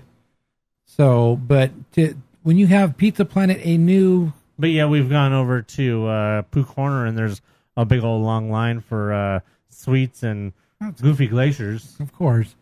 But when you have some Pizza Planet, something that's rethemed, Yeah, that's absolutely it's like stupid. It's like California Adventure getting a new Buena Vista Street, and the new Cars Land. What did? They stayed open until 11 o'clock. They went from 10 o'clock to 11 o'clock. Because it was brand new and you're attracting guests, so you stayed open later. They should have done the same thing for this. At least stay open at least 1 hour later than they used to. Especially when you say that there's that many people at the door. Oh, there is. There should be management should be out there watching that and saying, "Oh, there's people out here. We can be making X amount of extra dollars if we allowed all these people in." That's the thing we just discussed earlier. I said if there's any other type of business other than Disneyland, people would be losing their job for that kind of thing by letting 30 people at an average of $15 a piece. What is that? Let's do some math. No, we don't do math. It's well established. Anyway, just to cut this. That's a big chunk of change, just like it's a big chunk of change to not order enough popcorn buckets. And they're screwing up, and yet they raise the prices on everything else. It's like, at least milk people for what you can first before raising every price imaginable. That's all I got to say about that. Do you have a special occasion coming up? Looking to personalize your trip with a keepsake? Create customized buttons for birthdays, engagements, family vacations, even bridal parties, or just because. Check out buttonsbydiggs.com today. Buttons by Diggs, Buttons by Diggs. Remember, those are buttons, not pins. All right, so that's going to do it for this episode of the MousePIRE Podcast. All right, so don't forget, this Saturday is the Disney Channel Go event, FanFest, whatever, fanfare, celebrities, David Tennant. So go check that out. Make sure you're there early to get the wristbands if you want to do the meet and greet. And make sure you're there early to stand in line to do the panel discussions and all that. Woohoo! Hopefully I'll get there early and I can partake in some of the events going on. I hope it's not much of a madhouse as Anthony thinks it's going to be, because now he's really scaring me about that. All you can do is get there real early. I'm going to get there as early as I can. Just don't go to bed. I was thinking about that too. Right. It's not going to help because then I'll be really tired when driving home. But anyway, hopefully I can get there early. And if it does get so crowded that I don't want to be there, I'm going to head over to Blue Ribbon Corn Dogs and get me a panko crusted whatever. Corn dog, exactly. I will get that this time. Make sure they do it right. If it was me, I would show up at the butt crack for the rope drop, right? I would head over there and say, hey, I can't stay here all day, but can you give me a wristband so that I can get into this thing? Or what time do I need to come back at? Will you be here so that I can figure out where to stand? Well, we already said that. You have to go at opening to get your wristband. For the David Tennant one? Well, for all of them. Okay. You have to get the wristbands for the meet and greet, not for the panel. Oh, well, that's, yeah. Panels that's different. line up, and hopefully you get in. All right, so if you guys are planning to go to that, let me know, and maybe I'll have a button for you. And if you don't let me know, then I'll have crap for you. All right, don't forget to head over to the Adorable Snowman Frosted Treats and try that Pixar Here Parfait. It is yummy, scrumptious. You will like it. And make sure the sun is not shining bright while you're waiting in line. Shining bright. Also, don't forget those loaded potato skins over at the Golden Horseshoe. And definitely go get that corn dog. Go try that corn dog. Downtown Disney, right across from the Lego store. Okay, so if you want to see all of his pictures from Star Wars Night and all that stuff, don't forget to check the social medias. MousePIRE on Facebook, at MousePIRE on the Twitters and the Instagram. You can follow me on Twitter. I am at Dubacks for Life. Dubacks, the number 4 life. That's who fresh. he is. He's Dubacks for life. Yes. And I'm fresh one for life. Yes. Just fresh and only one. Tim -fresh one - between the fresh and the one. That's me, and pretty much just leave me alone unless you have something to tell me. If you want to acknowledge that you exist, you're like you want to call me on the Facebook Messenger photo, or what's it called, a telephone line, to tell me some sort of story about Mr. Telephone Man. how we know you exist. Do that. The number is not 867-5309. Who are you? I am Diggs, and you can follow me on Instagram at Blue1313. Also follow Buttons by Diggs. Hashtag buttons, not pins. On Instagram, there you'll see when your button order's going out. If I remember to post those pictures. I tend to forget a lot. Anyway. Do you? Yes, I do. Also, head over to dgpclothing.com. There you can get your MousePIRE gear. Get some t-shirts, hoodies, even though the sun's coming out. It's going to be hot. Get some stickers and all that kind of stuff. dgpclothing.com. That's D as in Donald, G as in Goofy, P as in Pluto. Clothing.com. Also, don't forget to head over to our YouTube channel and check out all the Star Wars Night videos that I posted. I got the fireworks show and the First Order March and all that kind of stuff. Check those out. And I also have the corn dog review of the Blue Ribbon Corn Dogs. Check that out. Also, head over to patreon.com/MousePIRE. Help support the podcast.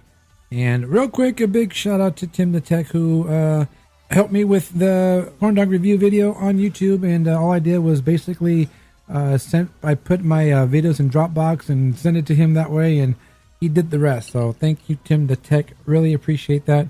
And if you're actually listening, or if you're listening to the podcast on YouTube, maybe he just posted a picture of him right now. I don't know.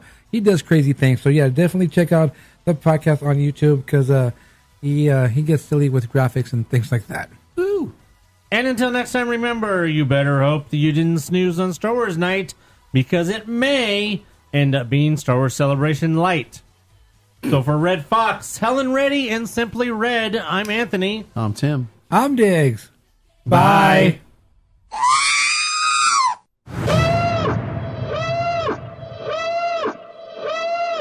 We're doomed. We didn't do levels on that. No. I can tell from your schedule you're not busy.